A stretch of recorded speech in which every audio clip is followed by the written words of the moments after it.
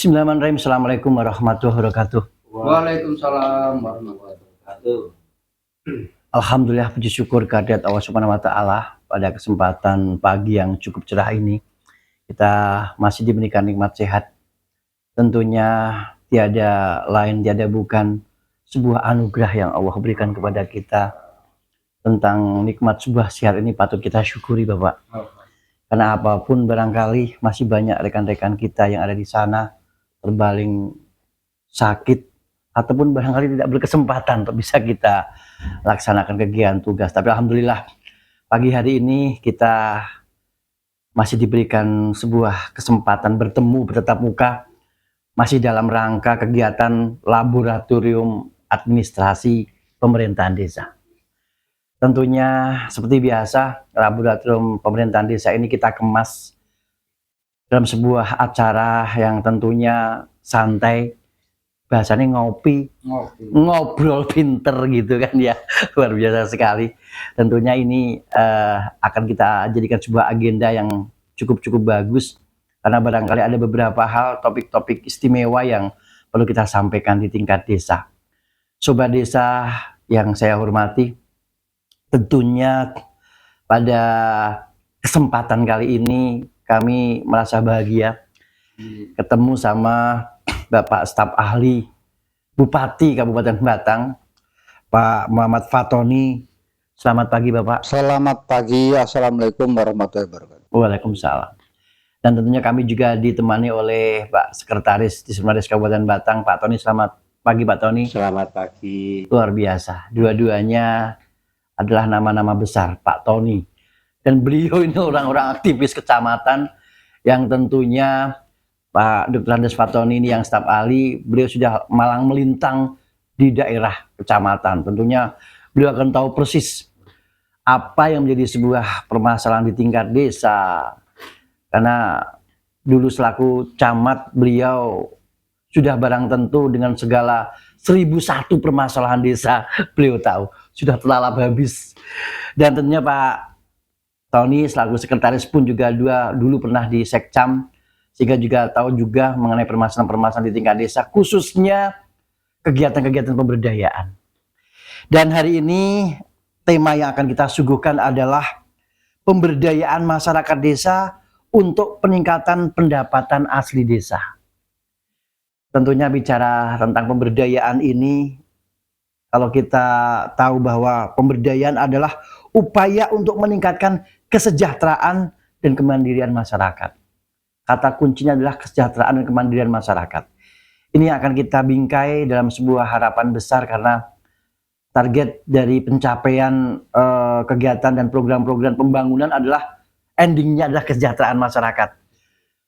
Tentunya pada hari ini akan kita kupas tuntas bagaimana sih memberdayakan masyarakat, bagaimana sih strateginya untuk bisa kita mengkolaborasikan sebuah kegiatan pemberdayaan masyarakat, dan tentunya juga melalui pendapatan asli desa, desa-desa menuju sebuah kemandirian desa, apa yang akan kita lakukan, strategi apa, metode apa, akan kita dengarkan bersama kepada Bapak Dr. Andes Muhammad Fatoni. Waktu dan tempat kami persilahkan.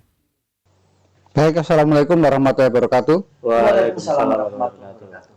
Salam sejahtera untuk kita semua. Om Swastiastu, Rahayu, Rahayu, Rahayu.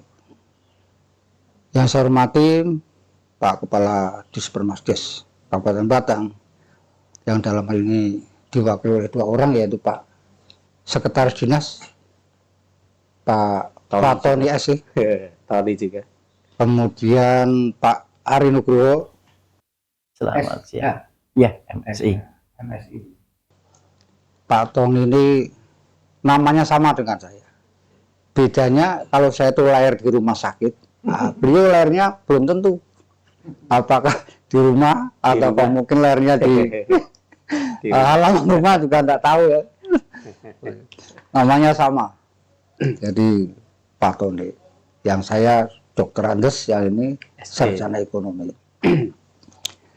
Jadi apa yang disampaikan oleh Pak Ari juga Pak Tony ini, mereka berdua adalah berpikir bagaimana sih supaya pemberdayaan di tempat kita itu sukses. Nah, Bapak Ibu sekalian, saudara sekalian pemirsa, kita mulai dari ilmu negara. Jadi ilmu negara itu ketika negara itu didirikan, fungsi negara adalah negara sebagai polsek, pemegang keamanan dan ketertiban dan kedamaian seluruh warga negaranya. Ini tahap 1. Setelah tahap 1 itu berjalan dengan baik, dulu namanya stabilitas politik dan ekonomi sudah berjalan dengan baik, maka fungsi negara itu akan masuk pada tahapan kedua, yaitu negara kesejahteraan atau welfare state, negara kesejahteraan. Sekarang kita pada posisi negara kesejahteraan atau etape yang kedua ini, maka di lapangan, di konteks di lapangan seperti kita ini sudah mulai memasuki apa yang disebut pemberdayaan, agar masyarakatnya itu mandiri dan sejahtera.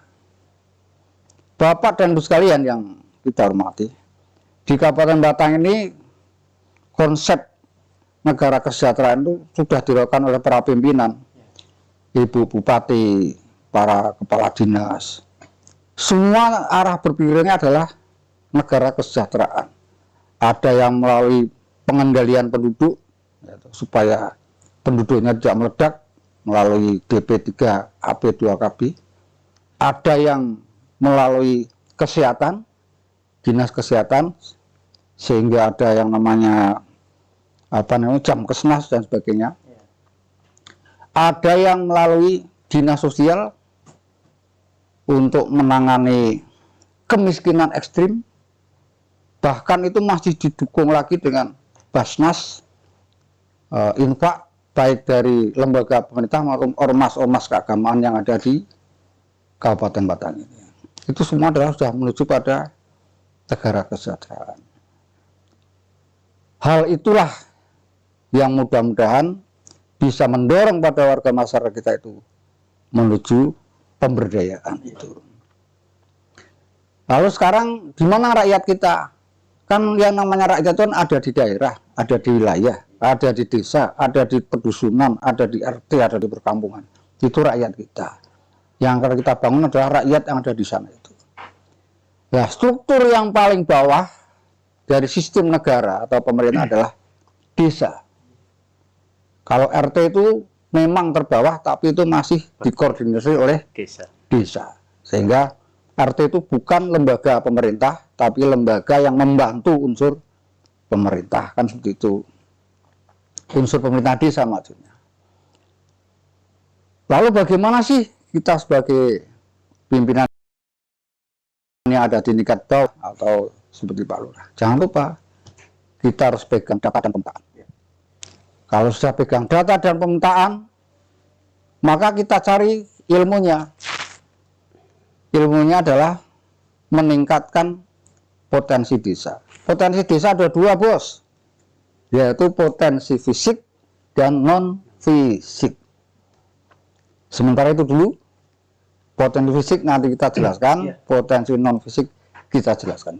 Luar biasa sekali Pak Dr. Andes Fatoni di dalam memberikan sebuah ilustrasi bahwa di dalam target sebuah capaian tujuan negara tentunya ada sebuah tahapan-tahapan yang endingnya adalah terkait dengan masalah kesejahteraan masyarakat.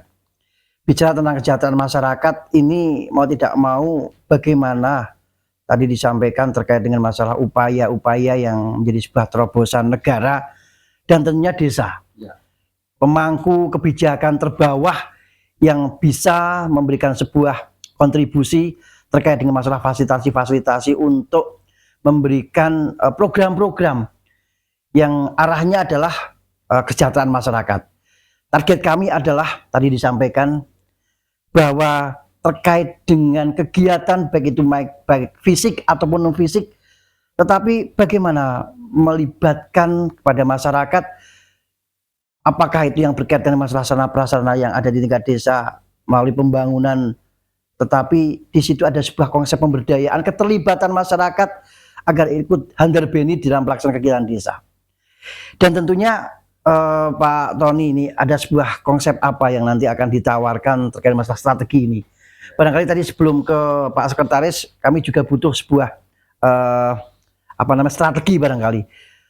Karena apapun terkait dengan masalah pemberdayaan ini, kalau bicara tentang pelaksanaan kegiatan pemberdayaan, masih ada sebuah mindset kepada teman-teman kepala desa bahwa apapun yang di dalam target sebuah capaian pembangunan itu adalah rata-rata fisik saja.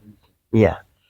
Padahal kita tahu bahwa sebuah konsep pelaksanaan pembangunan itu bagaimana melibatkan, memberdayakan masyarakat agar masyarakat bisa terlibat dalam sebuah pembangunan, tidak hanya pembangunan, dari proses awal, baik itu proses perencanaan, pelaksanaan, dan pelaksanaan itu sendiri, termasuk evaluasinya. Ini butuh sebuah strategi agar barangkali mindset kepala desa yang arahnya adalah pembangunan fisik saja, tetapi ada sebuah konsep yang kita tawarkan adalah pembangunan SDM barangkali. Karena bagaimanapun di depan mata kita ini luar biasa sekali kesiapan-kesiapan SDM yang tentunya harus kita persiapkan secara matang oleh pemangku kebijakan di tingkat desa khususnya, yang notabene adalah mempunyai semacam alokasi anggaran yang bisa memberikan sebuah kontribusi untuk masyarakat. Bagaimana Pak Fatoni? Ya, baik, terima kasih Mas. Ini pertanyaan yang sangat menarik, Bapak Ibu sekalian, atau Bapak dua, Ibu dua. Bapak-bapak, ibu-ibu. Jadi apa yang disampaikan oleh Pak Presiden kita, Pak Haji Prabowo, beliau menyampaikan begini, saudara sekalian, kita sudah saatnya mencapai swasembada pangan dan ketahanan pangan, swasembada energi. Dan kita kalkulasikan seluruh kekayaan negara untuk kemakmuran rakyat, supaya orang-orang kecil itu bisa gumuyu. Nah, pidatonya beliau pada saat pidato pertama kali sebagai Presiden Republik Indonesia. Itu filosofi yang luar biasa. Luar biasa sekali. Saya luar biasa sekali. Terharu dan sangat terharu saya. Sangat menarik sekali. Bapak Ibu sekalian, jangan lupa pidato yang disampaikan beliau adalah semacam amanat, yang bukan semacam, suatu amanat yang diberikan pada kita orang-orang yang ada di lapangan. Lalu bagaimana kita sebagai orang-orang lapangan? Segera cari data dan pemetaan kondisi fisik dan non fisik, potensi fisik dan potensi non fisik. Jangan lupa, ketika kita melakukan diskusi atau musyawarah di desa, itu hindari bahasa-bahasa yang saling menyalahkan, bos.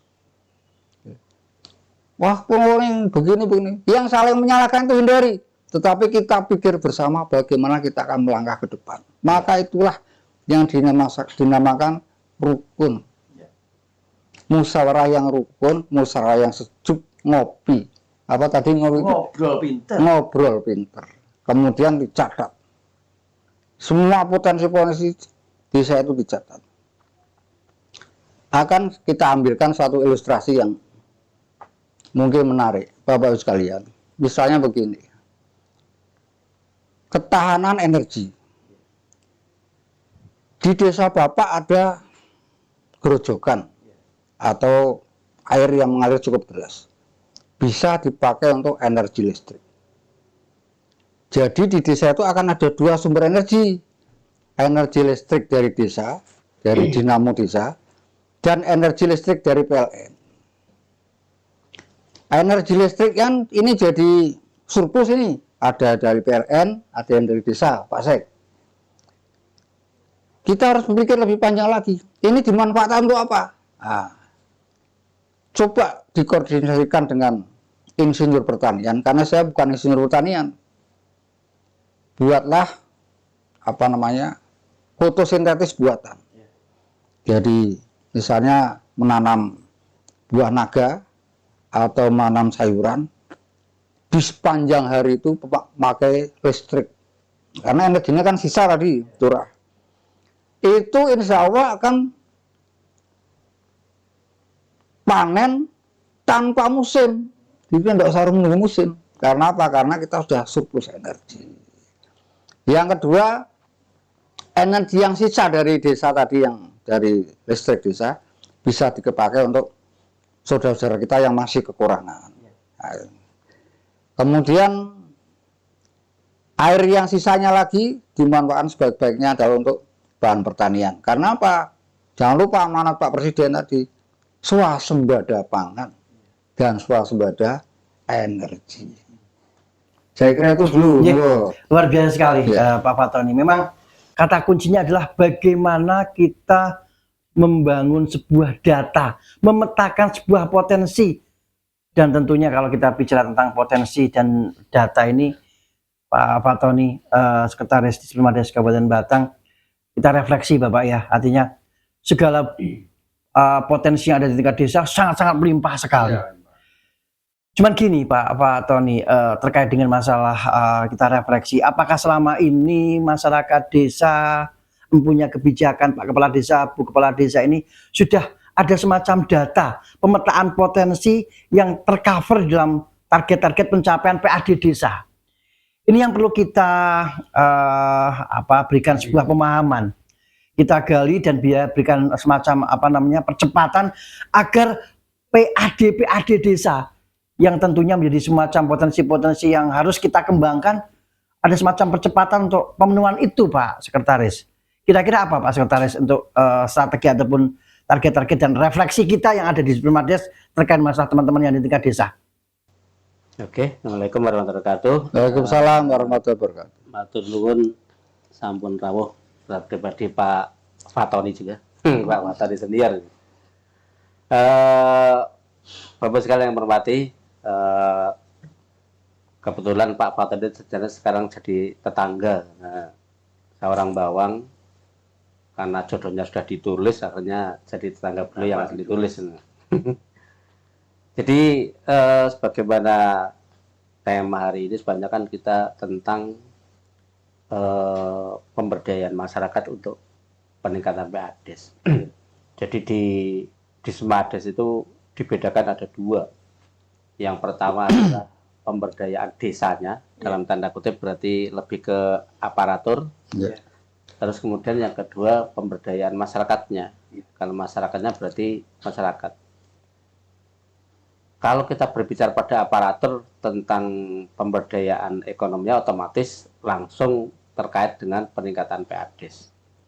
Tapi yang terkait dengan pemberdayaan masyarakat mungkin ada beberapa alur yang sudah dilewati sehingga dari pemberdayaan masyarakat itu menjadi PADES.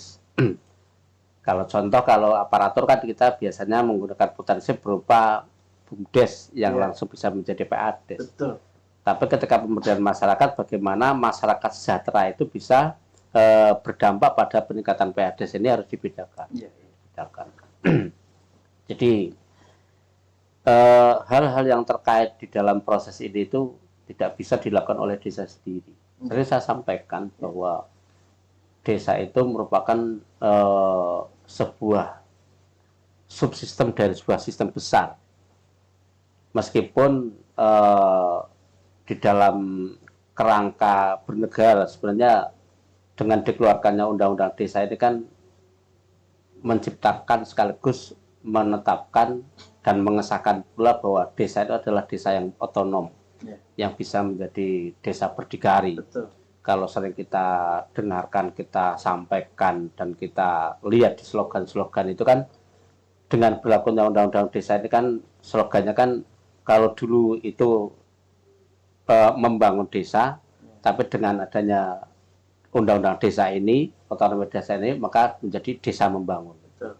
Akan tetapi kembali saya sampaikan bahwa proses desa itu tidak bisa berdiri sendiri, karena desa itu bagian dari subsistem dari bagian sistem besar. Yang paling utamanya karena desa itu paling dekat kan dengan tingkat kabupaten, maka di dalam subsistem itu tidak lepas dari peran subsistem yang lain. Yang pertama yang paling dekat berarti ada, kalau secara formal, ada pendamping desa, terus kemudian ada TKP TKMD, itu secara formal. Terus kemudian secara struktural ada camat, ada camat daftar kecamatan. Terus kemudian di tingkat kabupaten dalam struktur besar bupati yang di dalamnya ada sub unit organisasi perangkat daerah, terutama yang paling terkait di kita berarti di Dismades. Kalau satu sub unit itu juga tidak rantainya itu rantai yang karaten, otomatis juga akan berpengaruh juga pada sub unit lain. Karena kalau saya sistem kita kan saya ibaratkan sebuah rantai. Rantai itu harus semuanya berjalan. Yang satu dioleni, yang semuanya juga harus kena oli semuanya. Kalau satu yang hanya kena oli itu hanya subsistem yang paling bawah adalah desa, terus di tingkat yang lainnya itu tidak kena oli, ya nggak berjalan juga. Nah, ini juga terkait juga dengan tentang kalau saya sampaikan tentang data potensi. Semua desa itu punya. Apalagi saya tidak bosan-bosannya di Batang itu ada potensi besar yang namanya KETP dan BIP. Dan ini bisa diraih semuanya oleh desa. Dan desa itu juga tidak bisa taruh kembali, harus saling terkait rantainya. Bagaimana cara Pemda menggenjot agar desa itu bisa memanfaatkan adanya dua potensi besar ini. Kita tidak hanya berbicara masalah tenaga kerja yang masuk ke dunia industri di dua KETP dan BIP ini, tapi bagaimana peran serta masyarakat diberdayakan untuk menyikapi hal ini. Terus kemudian juga bagaimana peran di rantai di bawah dari kabupaten dalam terkait camat. Bagaimana peran camat ketika terutama apalagi khususnya ini dimulai dari penyangga.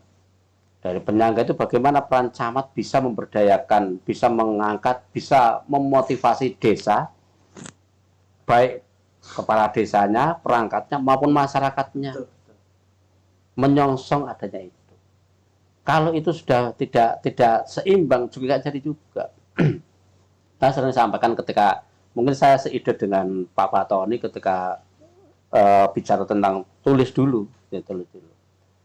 Bagaimana masyarakat tulis akan bisa berjalan beriringan dengan adanya Batang Industri Prak yang ditulis. Ketika tingkat pendidikan masyarakat tulis tidak sesuai. Kami berdua termasuk yang sangat intens bagaimana caranya agar Kecamatan Tulis itu memiliki SMK negeri. Karena ketika BIP, KETB nanti sudah beroperasional, yang datang itu banyak sekali.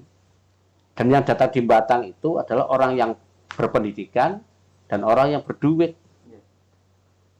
Ketika orang Batang sendiri tidak mau menyesuaikan dari awal, ya akan seperti yang lainnya. Seperti ketika Jakarta ada Betawi. Orang Betawi dulu penguasa, akhirnya jadi malah menjadi masyarakat biasa yang justru kalah dengan para pendatang. Dan ini kami tidak berharap sekali bahwa masyarakat desa di Kabupaten Batang nanti akan menjadi seperti Betawinya Jakarta. Maka disinilah dalam tanda kutip memang peran-peran penting dari semua sistem dan subsistem yang ada. Memang kita kalau bicara desa juga tidak lepas dari leadership yang ada di desa. Bagaimana leadership yang ada di desa dalam tanda kutip kepala desa. Bisa juga tokoh-tokoh masyarakat yang ada di desa itu menyikapi. Apakah mereka hanya sekedar mengalir saja atau berinovasi. Kami kemarin tak ulang kembali ketika kami mengikuti pelatihan bagi aparatur desa se-Jawa Tengah, Pak Fatoni. Kami kebetulan kemarin menjadi pengajar di pelatihan aparatur perangkat desa se-Jawa Tengah yang dilaksanakan oleh Kementerian Dalam Negeri. Dari situ saya banyak belajar banget dari desa-desa dari berbagai kabupaten dan kecamatan yang di Jawa Tengah. Kami bisa mengukur bagaimana kekurangan Batang dan bagaimana kelebihan Batang. Maka dalam tanda kutip juga saya kepengen banget menerapkan apa yang menjadi keunggulan desa dari kabupaten lain untuk bisa diterapkan di Kabupaten Batang. semuanya tanpa kita bareng-bareng niatan yang benar-benar sama. Ya kita mudah-mudahan sebagaimana tadi Pak Fato disampaikan, ketika Presiden terpilih Prabowo Subianto di awal, pidato awal sudah sebegitunya, ketika nanti kita juga berharap juga tentang kebijakan Pak Watoni. Kita juga biasanya kita itu kan bekerja berdasarkan administratif dalam tanda kutip kebijakan si Pak Watoni. Termasuk di tingkat camat, nggak mungkin akan berani melangkah dalam tanda kutip untuk hal-hal yang rada bersifat kebijakan apa tanpa ada payung hukum di atasnya yang memayungi mereka. Dan ini saya berharap proses peningkatan PADES dimulai dari aparatur desa, termasuk pemberdayaan masyarakat desa ini akan sangat terkait dengan nanti juga ketika nanti pola-pola dari pusat, provinsi, kabupaten yang diturunkan ke bawah. Sama seperti yang kita alami sekarang ditulis.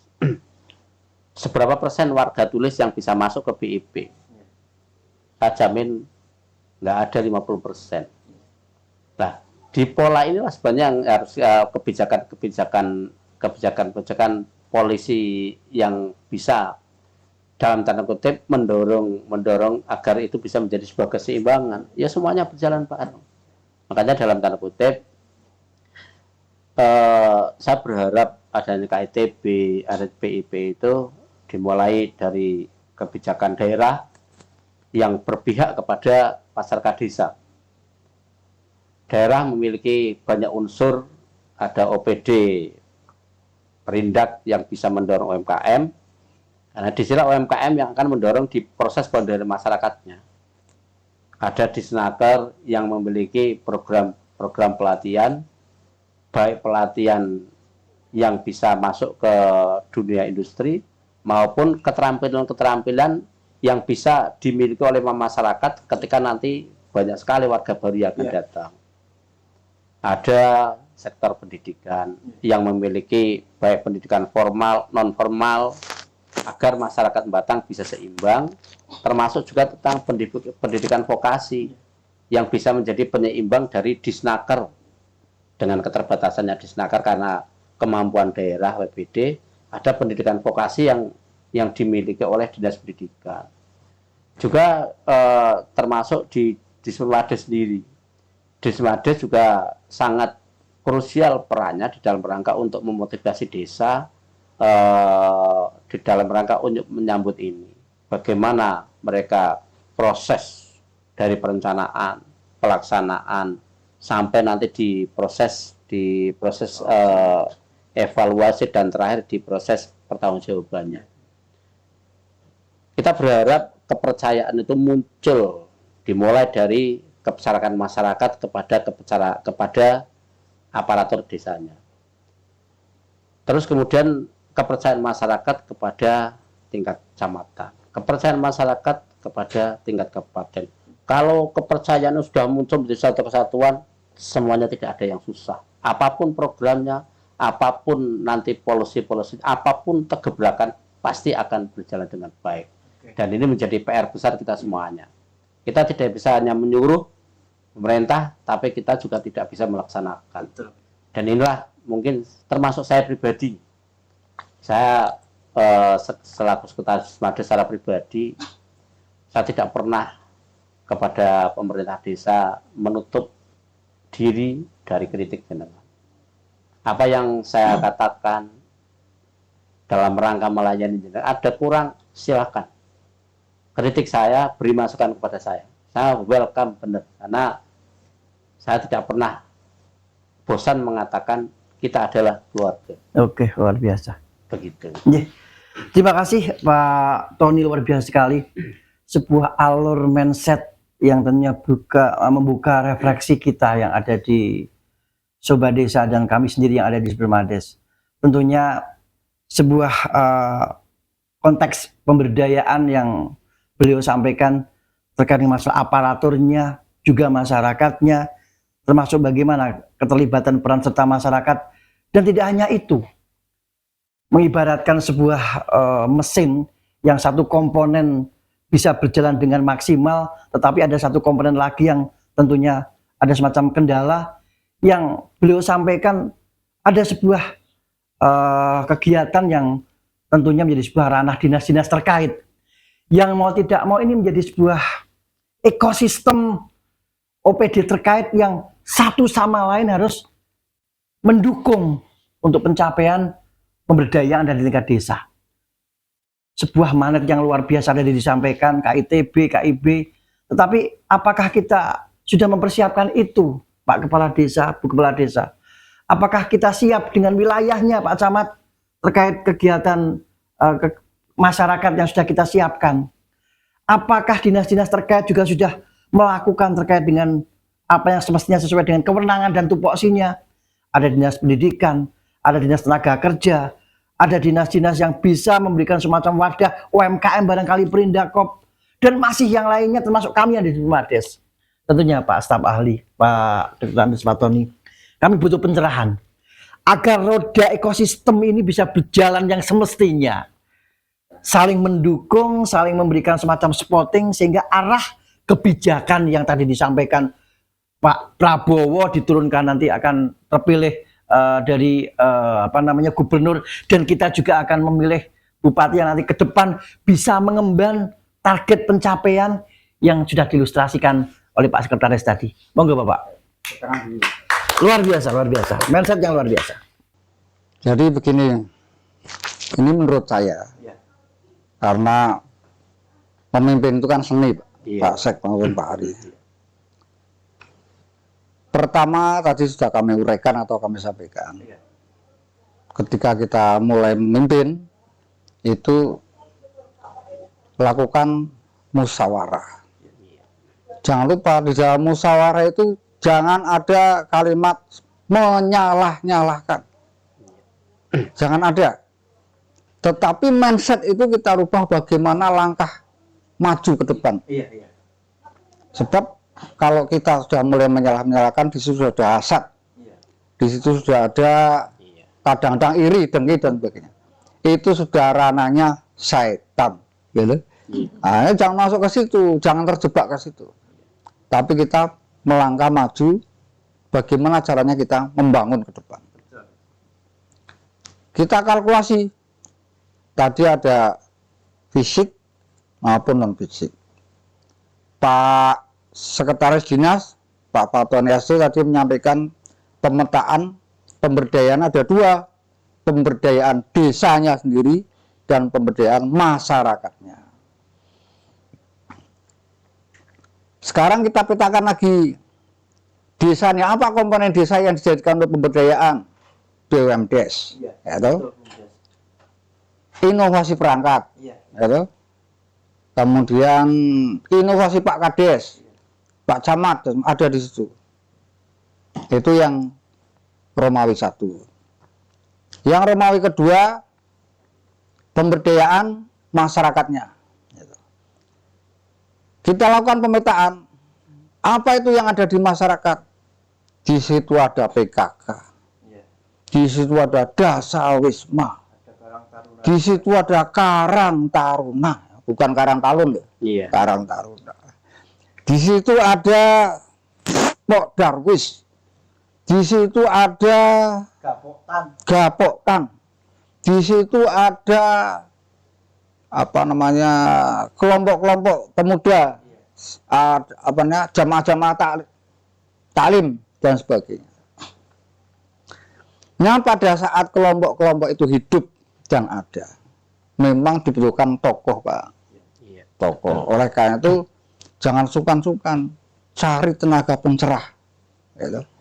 Jangan sungkan-sungkan juga tindak ke desa lain yang maju, beserta dengan orang-orang yang bisa melangkah ke depan. Ya. Sekarang kita lihat prakteknya.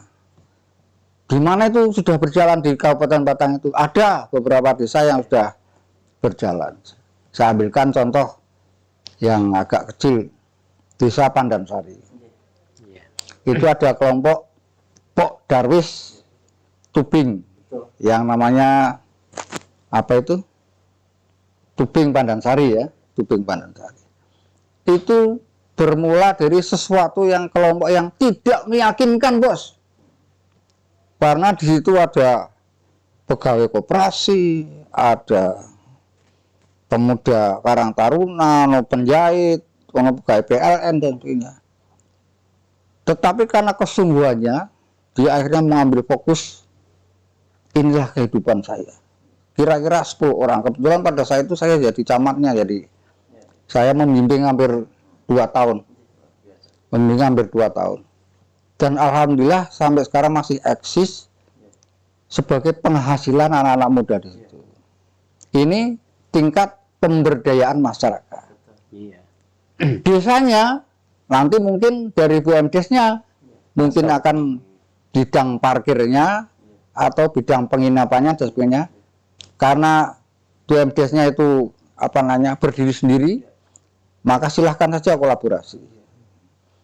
Kemudian ada juga desa yang lain, misalnya saya berikan contoh desa Pacet dan desa Semampir, kebetulan di Kecamatan Reban.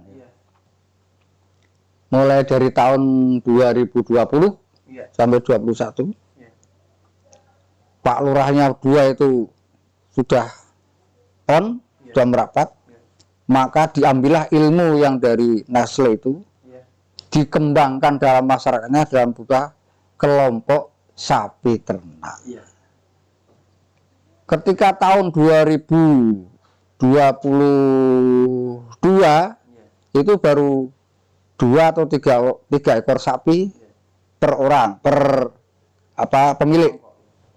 Ketika tahun 2024 kemarin saya kena, sudah di atas 5 ekor sapi, bahkan banyak yang 10 sapi per orang. Ya, sehingga 1 minggu sudah menghasilkan 1.500 liter atau berapa? 3 hari sudah melakukan 300 liter dan sudah di store ke perusahaan. Ini beliau-beliau itu belajar dari Ngantang, belajar dari Jawa Timur, kemudian ilmu diterapkan. Jangan lupa Bapak Ibu sekalian, untuk menggali cita-cita harus sungguh-sungguh. Tidak sungguh-sungguh, sampean akan gagal di tengah jalan. Ini menggali cita-cita, Bos. Ya kan? Cita-cita rakyat ada, cita-cita desa ada, cita-cita perorangan ada. Menggali cita-cita harus sungguh-sungguh dan istiqomah. Kalau tidak, berapapun teknisi yang datang, berapapun sumbangan yang datang, berapapun bantuan yang datang, akan menguap. Karena apa? Tidak dikelola dengan baik. Kan begitu. Jadi sungguh-sungguh lah apa yang menjadi amanah yang diberikan kita, sungguh-sungguh dikerjakan, istiqomah, maka insya Allah seperti saya sampaikan itu, kelompok-kelompok ternak sapi perah di Pacet, di Semampir itu, meskipun sudah terlihat baik, itu orang-orang atau tetangganya yang mau meniru itu masih sedikit. Mungkin setahun itu baru tambah 3 orang atau 2 orang. Padahal itu sudah jelas sukses. Tidak cuma sensus saja, sukses juga. Ya, sukses.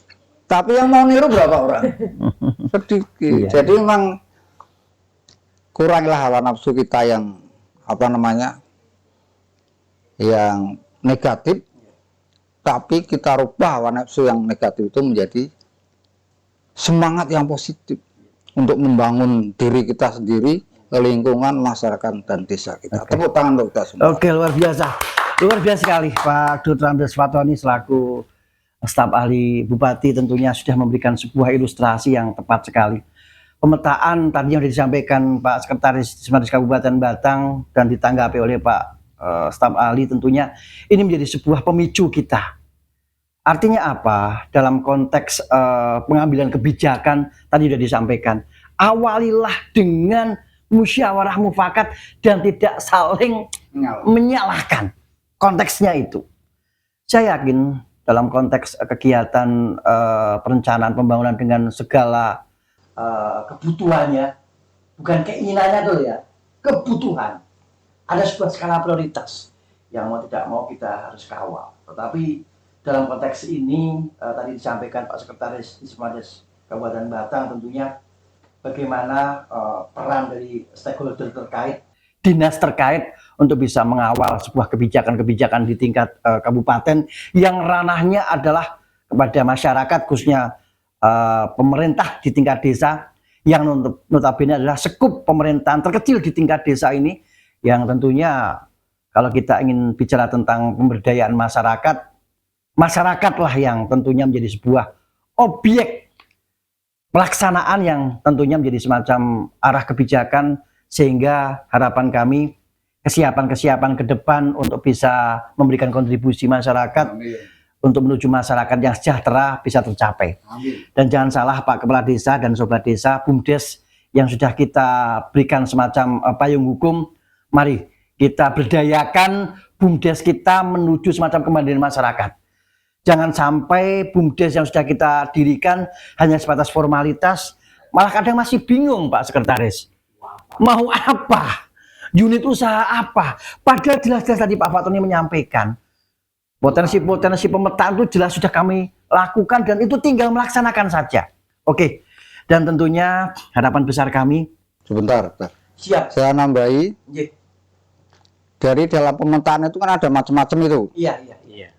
Jumlah penduduk yang besar. Iya. Oh, itu bukan kelemahan, bukan. Itu karunia yang diberikan oleh kita.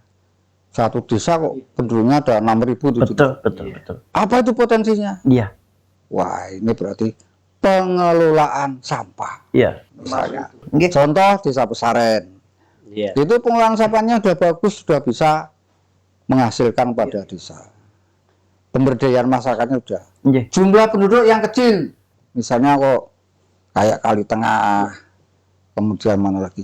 Pengelolaan alam, ya kan? Pengelolaan alam, atau pengelolaan wisata. Iya. Jadi apapun jangan dinilai negatif, tapi nilailah menjadi sebuah karunia. Betul. Kemudian dari karunia itu kita olah apa ini baiknya, Pak. Begitu. Ya, luar biasa sekali. Tadi sedikit ada semacam tambahan terkait dengan masalah jumlah penduduk. Kita ada sebuah isu bonus demografi. Luar biasa. Ini lagi tren. Bahwa bagaimana keberadaan jumlah penduduk yang begitu banyak, tenaga-tenaga potensial, angkatan kerja. Kalau kita lihat refleksi Pak Lurah, Pak Kepala Desa dan Ibu Kepala Desa, punya nggak? Kalau tadi kan masalah pemetaan, data anak usia kerja yang belum bekerja, per usia dan pendidikan sudah dipetakan apa belum itu? Itu luar biasa sekali. Kalau kita punya peta itu tentunya akan bisa membuat sebuah jejaring. Sehingga tadi disampaikan bonus demografi yang ada di tempat kita, termasuk segala permasalahannya, meledaknya populasi, tentunya diimbangi dengan permasalahan sampah yang kemarin juga kita sempat ada semacam lomba pengelolaan sampah di tingkat desa. Ayo bareng-bareng. Banyak unit-unit usaha yang bisa kembangkan, bos. Yang tentunya ini kita juga ngikutin nih konteksnya staf ahli. Bisa kita kembangkan semua. Sehingga harapan kami ayo bareng-bareng. Petakan untuk permasalahan, petakan potensi, dan tentunya akan kita cover dalam proses perencanaan di tingkat desa. Sehingga apapun konteksnya, arah sebuah kebijakan pemerintah terkait dengan masalah kegiatan peningkatan sarana prasarana ataupun fisik non fisik, apakah itu pemberdayaan aparatnya, apapun kehidupan masyarakatnya, arahnya adalah kesejahteraan masyarakat akan bisa kita wujudkan menuju desa yang lebih mandiri dan tentunya Batalion Taliban Wafur, masyarakat yang sejahtera, masyarakat yang mandiri akan bisa kita wujudkan. Alhamdulillah kami selaku host yang ada di Simrades mengucapkan terima kasih. Kami bismillah. Dan tentunya Pak Tori juga, kami juga terima kasih atas saran masukan dan refleksinya. Mudah-mudahan ngobrol pinter kita ini bisa menjadi semacam refleksi kita bersama. Kami akhirnya assalamualaikum warahmatullahi wabarakatuh. Waalaikumsalam warahmatullahi wabarakatuh.